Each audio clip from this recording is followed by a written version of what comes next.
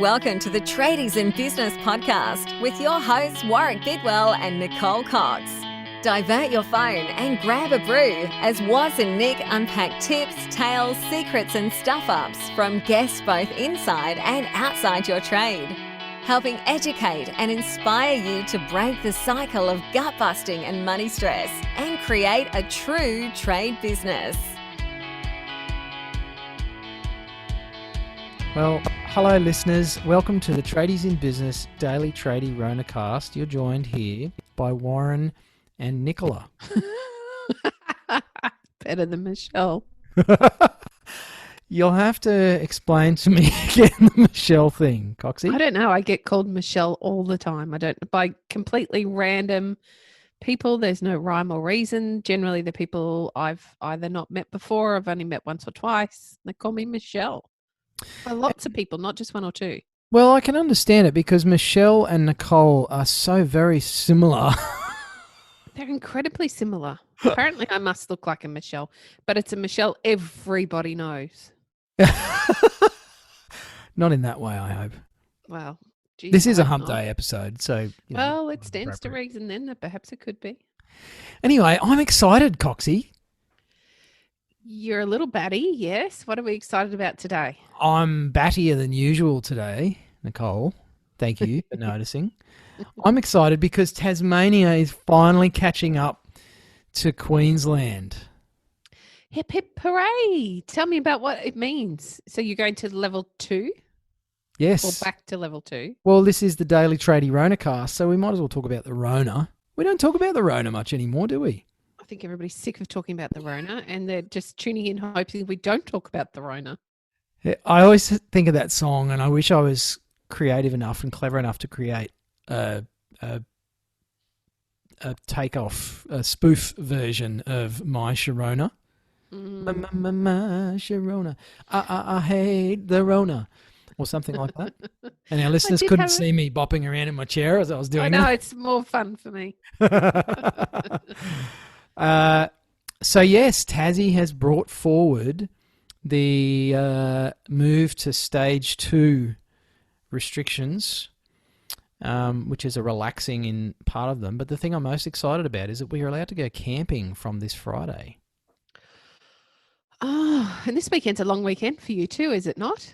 I got that right? And it's the middle of winter. Well, it's not the middle, actually. It's only just the start of winter, and it's freaking cold. So, but I do happen to know you've invested good money into thermals and you bought awesome sleeping bags last year. Yes. Now, that all makes perfect sense to you and I, Coxie, but for one thing. Oh, what's the one thing? I have a wife that I would have to convince to go with me. Otherwise, I'm going by myself. She's not a fan of cold weather camping.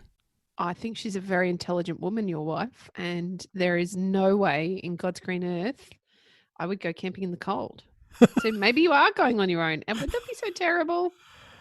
I've done it before, but it's really hard to keep warm with one body. That's a fair and valid point. Maybe I could play the survival card, Coxie. You could. I'm going She to doesn't die come if you with don't me. come I camping could die with of me. hypothermia, yes. Well, maybe she'd just say, well, don't go camping then, Warwick. Don't go camping, you moron. Completely unscripted and unplanned. Of course, a it's complete always change from normal, Coxie. So, listeners, we want to hear from you. What's been some of the things that you've enjoyed most about the slow unwinding of restrictions? I know Queensland started theirs last week, wasn't it, Coxie? No, we've been a couple of weeks deep now. We might even be 3 weeks. It's hard to keep track, to be very honest, but we've been a little while. Because we've done 2 where we've just started, on Monday with the 3rd relaxation. So the first they brought that relaxation, forward, didn't they? Yeah, they did by 2 weeks. The first relaxation meant we could travel within 50 kilometres. Second relaxation was 150 kilometres. And now the third one is like you're referencing, we can go camping. So we can travel within Queensland, stay overnight. We can, I think gyms are opening, restaurants going up to 20 people. Yeah, I think it's 20 people. Same for us. Starts on Friday. So you've caught up to the mainland, to the other country. Momentarily. Yes. It won't last long. No, it's interesting though, isn't it? It's a big change, and I've noticed a lot. I have some friends that have cafes, and they're grappling with how to put all of the preventative measures in place to get customers back into the cafe, and then how do you cater for that on a staff level? Like, I think we spoke about a few weeks ago how important it is not to just go and sit down and have a cup of coffee, as much as we all might enjoy it, but for a cafe owner, that you're taking up a booking that might actually get them $50 if two of you sit down and ate some breakfast or lunch. So how do they manage that without coming across as narky and putting people off and they won't want to come back? I know. It is really tough for some of those businesses, and I know a lot of our tradies have been doing it tough.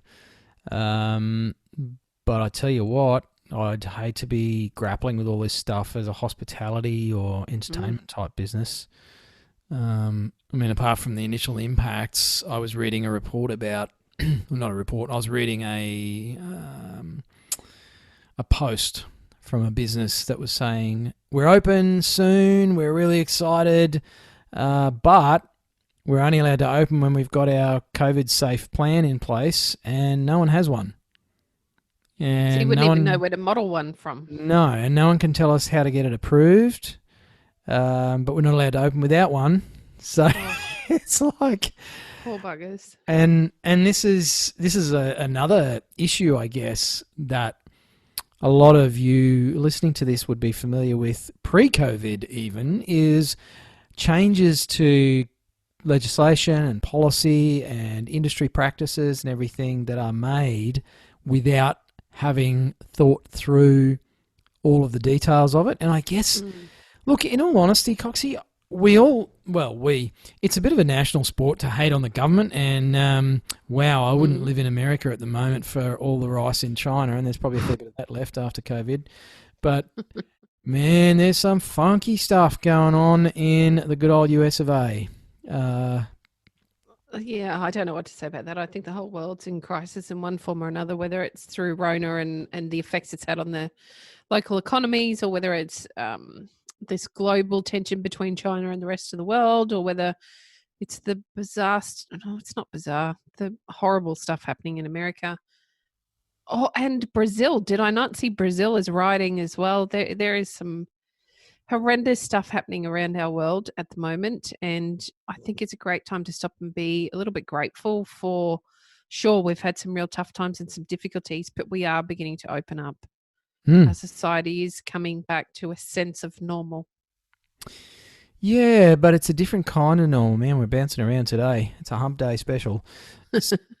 So just coming back to that policy stuff, these things, I often read about them.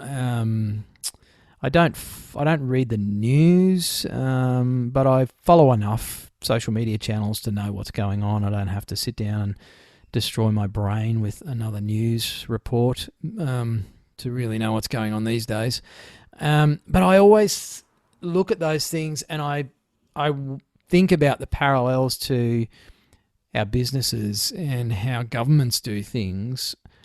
And a lot of people like to rag on the government and be very critical of them. And then you and I see what you're doing, listeners, in your businesses.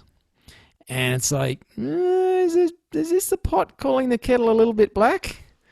Because we're all human, and I think we're all subject to a lot of the same flaws where we roll things out thinking it's a great idea, but we didn't really think it all through properly, either because we just don't have the skills or experience or the resources available. For most of us, we can't step outside of ourselves to be able to critique what we're doing. And so getting external feedback is really important in that regard. And a lot of you are flying solo. You're doing this on your own, even if that's with a husband or wifey. It's hard to get objective feedback from the outside. And how the heck do governments do that? They're actually having to make rules and put things in place with no opportunity to get feedback from. They're not going to pick up the telephone and ring good old Donald and say, hey, Trumpy, how's things going in the States there? We want to try this thing here in Australia. What's your experience been like? You can't bounce things off other people. So I do see a lot of businesses and a lot of people in general maybe being a little bit hypocritical when we point the finger at governments. And no, we would never do that. And you and I have certainly never done that. Oh my gosh, Coxie, I'm just like squeaky clean in that regard. Whoops, hang on, I had my sarcasm font caps lock on. But it's such a crappy tendency that we have to just point the finger and criticize others without realizing that we do the same dumb things ourselves. So, not sure if I'm being the great white was here, circling around, Tom, or if I'm actually getting to the point that I actually feel like we could balance our comments out a little more as a society. What do you reckon, listeners? Do you get a bit one-eyed about things and forget that it's bloody hard making these decisions, and it's very easy for us to criticize the politicians, and yet that's the system we have. You didn't run for office. You didn't go and stand up for your local elections or, put your name down to be a federal member. And you might say, well, that's not the best way to get change in place was. It's like, well, what is, and are you doing it? So I think if we're not going to actually contribute positively somehow to the solution, I think a lot of us could do well just to shut our traps and get on with it and focus on our own patch. Kind of feel like we've had this conversation about 5 times in the last week or two. No. Are we repeating ourselves, or never? Have they just been conversations we've had with others? Maybe it was just you and me ranting at each other. Oh, I feel like we had this conversation on Monday. But yeah, I agree. Well, we have been consistently talking about our voices and speaking in a positive way, whether that be to your team or whether it be to one another, or reflecting over policy change, like you're talking about here. Because it's always easy to criticize, but we all live in glass houses. And if we were to take a look at our businesses for a moment, my goodness, you and I have had a few kick up the butts in the last couple of weeks where we've reflected on our own business and found a hole here or there, or something we haven't effectively been actioning. So I feel that there's a real opportunity there, I suppose, to make some change to the way you're doing things. Oh my God, it's the change word again. The other thing we talk about all of the time. We do not. No, we hardly ever talk about change. Sarcasm font. But anyway, I want to come back to the whole restrictions lifting. I'm excited. What have you been excited about, Coxie? What's been the biggest? Oh my gosh! Thank goodness we can do that again for you. Hasn't happened for me yet because I don't feel that I will yet go to restaurants and things. I feel like, I don't know, maybe I'm not, is it that I'm not ready, or I feel like I'm taking advantage of them? I don't know, but I'll be happy when I can go to the pub and have a meal, or I'll be happy when I can go to my favorite steakhouse and have a steak. That will be very normal for me. And then the secondary item to that will be seeing the kids play sport again. Can't you guys can go to restaurants now as well, though, can't you? We can, but there's only 10. Well, as of Monday, we can have 20. But I kind of feel like I'm taking up the place of somebody that might need it more than me. I don't know why. It's just in my head. It definitely won't feel the same. It's wifey's birthday next week. Mm-hmm. And I thought, I got her a couple of gifts. And I thought, I wonder what else I can do, different or special for her. And we were never really ones for going out for dinner anyway. And I thought, maybe I could, because now that we're allowed to, maybe we could book somewhere and we could go out for dinner. And then I thought, I don't know if it's not just going to feel weird. It's I think it'd be a bit lonely. Sanitize your hands at the door and fill out the COVID safe survey. You're not allowed to sit next to anybody else. And I just wonder if it's all going to be really odd and awky and tense, because everyone's just like, well, I'm only allowed to stay here for 30 minutes or whatever the heck it is, an hour or something, and then they're going to kick me out because someone else is going to want to come in, so I won't order the dessert. And it's like, it'll just wreck the whole experience. I think it's too measured. That said, the daughter and a group of her friends went out to a bar on the weekend. They made a booking. I think they were allowed to have 10 at that point in time. So there was 3 or 4 in the group. And they had an hour and a half booking, and it was just a cocktail bar. So they sat and had a couple of cocktails, and they were wrapped. And the cocktail bar would have made great money off them, and they knew that they had to eat while they were there. They were allowed as many drinks as they want. I don't know how many they had. It's a question a mother doesn't want answered. But they, the cocktail, there's a lot of margin in a cocktail, but they had a good time and they really enjoyed it. And it was the little thing they needed to come back, I suppose. So I don't know. I think it feels weird. She didn't complain about it feeling weird. But then millennials are often okay with a bit of extra space and not talking to other people. And in my experience, my kids, none of them like getting on the phone, for example. Yeah, Happy okay. to talk to you on social media, but they won't pick up the phone and call. Yeah. I could make so many business lessons out of today's episode, and I won't. Good. For a change. So we'll go over to you then. What's the one thing you're looking forward to being able to do the most? I'd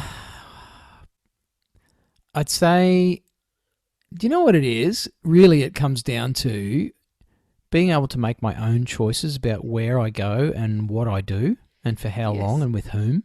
Mm-hmm. It's just, camping's probably a big one. And jokes aside, we do have a great camper trailer and we do have all the warm gear. So, yes, it's cold at night, but there's some spectacular locations here in Tassie that I don't really care if it's cold. I just want to go and see them and take my beautiful wife camping out in the great outdoors again. So that's probably the big one, but it really is just that sense of having some freedom, because even at the moment there's big flashing billboards everywhere, COVID restrictions still in place and the signs everywhere. You're only allowed 4 people in this shop and 12 people in that one, and you get grilled when you go into the government service centres. Have you been in contact with anybody with COVID, and do you have a runny nose? And I'm standing there with a runny nose from the cold going, nope, no runny nose here. No sniffing today. And, all these barriers and sneeze glass. It's like, So, yeah, I'm looking forward to going somewhere where I don't feel restricted, Coxie. Yeah. Yeah, I can understand that. I probably agree with that. Just going to run free. I might even do a nudie run up a beach or something. Oh, I'm glad you live in Tasmania, in that other country. So, listeners, would love to hear from you. What's been some of the, return to whatever the new normal is, excitement for you? Has it been because you can now go out for dinner, or because you can go for a hike, or I don't know, can you visit someone? Have you got a family member in aged care? Like, what's your thing? What's the excitement for you about the relaxation, and what do you think about it all? Are we breaking too early? Do we think it's all a hoax, Coxie? Oh no, we're not going to go there, are we? No, we've had this discussion about breaking too early a few times, and I've been bitten on the arse every time. I consistently think, oh, are we ready? Are we ready? And so far, if you took Queensland as the test case, we're doing quite fine. So it'd be interesting to see, are we able to keep it at bay as a country without letting people from overseas in? I had to really think about how I was going to term that. People from overseas in. Is that the right strategy to continue to adopt until realistically, for that to be our strategy, that's going to have to stay in place until it's extinct. Mm-hmm. Is that doable? How does the world economy cope with that? What happens if your family member or loved one is one of those people stuck overseas? I don't like what that feels like. So I just don't know. Wish I had a crystal ball. Do you have a crystal ball, listeners? Can we borrow it, please? Yeah. Would you like to make some money? I think you can make lots. Yes, it'll be interesting, Coxie. And look, I guess at the end of the day, they are relaxing some of the restrictions. There's talk being bandied around at the moment about in Australia, the I guess incentives to get construction boosted. They're talking about grants. They're talking about the first home buyer scheme, the home deposit scheme, and I think a lot of that stuff for our listeners is going to bring positive. It's probably not going to help tourism and hospitality very much in the short term, and that's very sad. And you're listening to this podcast because you're probably a tradie or a tradie in business, and for once in a long, long time, I think your industry is going to be one of the first in line for support and focus, because it's been interesting reading in the mainstream media, the good old MSM, that construction is the mainstay of this country's economy. And it's kind of like it took this whole thing for someone to come out and say, well, you know what, construction and trades kind of underpins the whole economy, particularly when you take, exporting our raw materials out of the equation, which has happened. So maybe there'll be some great change come out of this for the trades.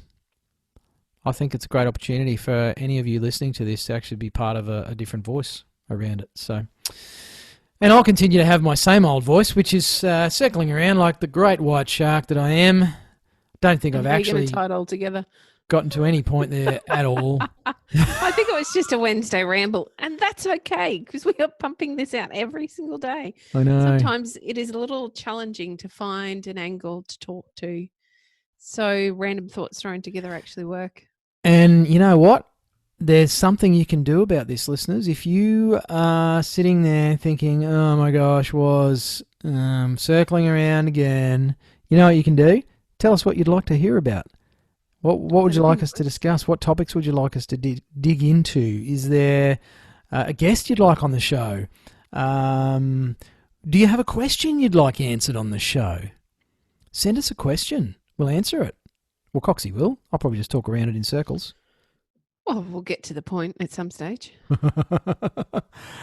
So, yeah, hit us up. Go to the website, drop us a message there, or find us in the group, or just on our public Facebook page, and tell us what would you like us to ramble about here on the Tradies in Business Daily TradieRonaCast, which is going to come to an end. I think we might even lift our restrictions early, Coxie. I don't know how I feel about it, actually. A little melancholy almost. Oh, you're going to miss me, aren't you, doing this every day? I'll miss our listeners. Righto. Well, I'm going to go and pour myself a big fat bourbon so I can cope with the rejection that I just felt there. You poor thing. I think you'll be okay. I think I'll be fine. I'm pretty sure our listeners will be okay at missing us, and everything will just be okay. We're all going to be okay. Everything's okay, Coxie. Didn't we start out the Daily TradieRonaCast by reassuring everyone everything was going to be all right? Everyone's fine. You're all going to be okay. You are. And guess what? Here we are. Everyone's okay. Have an okay kind of a day, listeners. Have an okay day. And we'll speak to you tomorrow. Don't worry. Coxie's going to make the final call, not me. Hooroo. Hooroo. You've been listening to the Tradies in Business podcast with Warwick Bidwell and Nicole Cox. Find out more about today's guest, tools for your trade business, and other cool stuff at tradiesinbusiness.com.au.